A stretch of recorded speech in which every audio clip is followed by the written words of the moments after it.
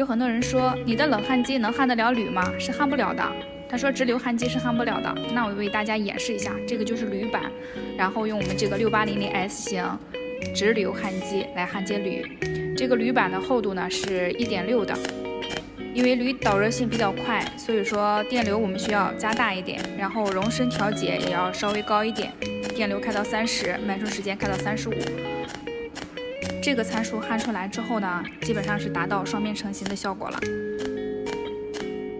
机器的脉冲频率是已经调控好的，然后我们就是均匀移动焊枪就可以。在这里跟大家说一下呢，冷焊机是可以焊接铝。它是直流焊机，是可以焊接铝，但是铝的厚度呢是仅限于2毫米以内的。铝的材质呢是纯铝的，如果说是合金铝的话呢，含铝量成分比较高的是可以焊的，含铝量比较低的那种合金铝的话是不建议去使用的。这个是刚刚焊接好的，单面焊接，双面成型。关注我吧，跟我一起零基础学焊接。